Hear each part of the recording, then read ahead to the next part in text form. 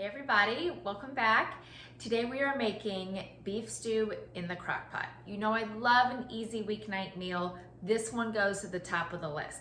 It's really easy to throw together and you can just put the lid on and forget about it until dinner time. Let's go ahead and get started. Alrighty, so this only has a couple steps that we need to do before everything is dumped in and we walk away.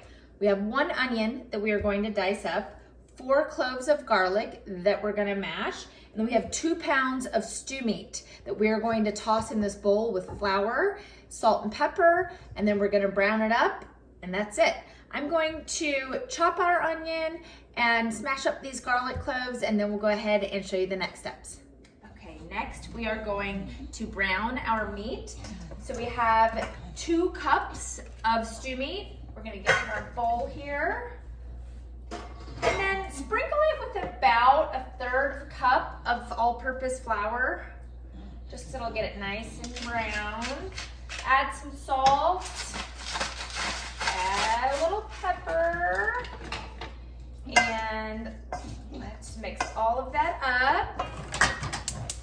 Meanwhile, I'm going to get our big pot here, nice and hot with some olive oil. And that pan's probably big enough to brown all of this in one batch, but you don't want to crowd the meat when it's getting browned. And this is just going to add a ton of flavor to our stew. I do not recommend skipping this step. Can you throw it in there without doing this? Of course, but this really adds a ton of flavor to your beef stew. Okay, great. That's what it should look like once we get that flour coated on there. Great, I did go ahead and chop up our onion. I added our garlic in here. So I'm going to saute this first in our olive oil. And then once this sautés for a couple minutes, I'm going to add our beef and we're going to brown it for about 2 minutes per side. I'll go ahead and check back in as soon as this is all sauteed. Okay, I just pulled our onion and our garlic out. I'm gonna add just a little bit more olive oil. Turn our heat down just a little bit. And I'm going to add our beef that we have coated in that flour.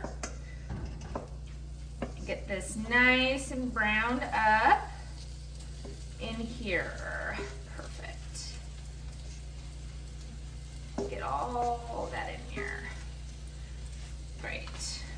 Oh yeah, this pan is plenty big. Okay. I don't know if you can see that. Let's see if I can. It's kind of what it's gonna look like in there. All right. Gonna let this cook on each side for about 2 minutes, like I said before, and once it's all browned up, we'll add it to our crock pot, and I'll show you what we'll do with our pan.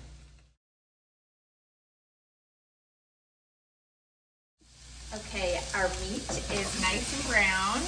We are going to transfer that to our slow cooker, and then one step that I do always recommend doing is deglazing the pan with a little bit of our beef stock that we have. It's going to get all of the amazing flavor from the bottom of the pan into our crock pot. Even though it doesn't seem like a big deal, little things like this really do add a ton of delicious flavor. So we're going to keep our heat on here. Once all of our meat is transferred, we're going to add some of our beef stock. So this is kind of what our pan looks like. Looks gunky, yep. We have we're going to use this entire container, 32 ounces, by the way. That's a little, there we go. And we're going to deglaze this pot and scrape all of that delicious flavor off of the bottom. Oh, so good. Perfect. Looks delicious. That's what it should look like. I'm going to add all of that back to our turn our heat off. We have our onion and our garlic. We are going to add. And the remainder of our 32-ounce beef stock. So let's get that in. Delicious. I guess I can leave this over here. I was gonna move the camera, but I will leave it over here. I have a tablespoon of Worcestershire sauce that I will add. Just eyeball it. And 3 tablespoons of tomato paste. So 1, get it off the spoon, 2,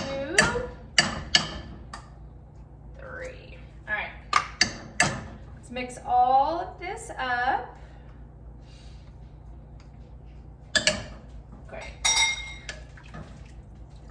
Looks amazing. All right, I'm going to transfer this back over here. We're going to slice up our potatoes and our carrots, add those, and then put the lid on and walk away. Okay, final step. I have about 1.5 cups of chopped carrots here. You can use baby carrots. This was about 4 medium-sized carrots that I chopped up to add. And then I have 2 potatoes here. Ooh. This recipe does have frozen peas in it, but I don't add those until like the last 30 minutes, otherwise they get nasty. And that's it, guys. We are going to set our timer for about 8 hours on low. If you need this sooner, you can set it for 4 to 6 hours on high. It's completely up to you. Oh, bay leaf. I need to find my bay leaves. And actually, my mother-in-law made bay leaves, so we're gonna use these. We're gonna add 2 bay leaves in here, put our lid on, and walk away.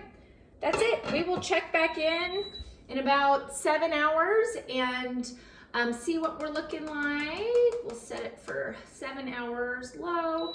And that's it, guys. We'll check back in shortly.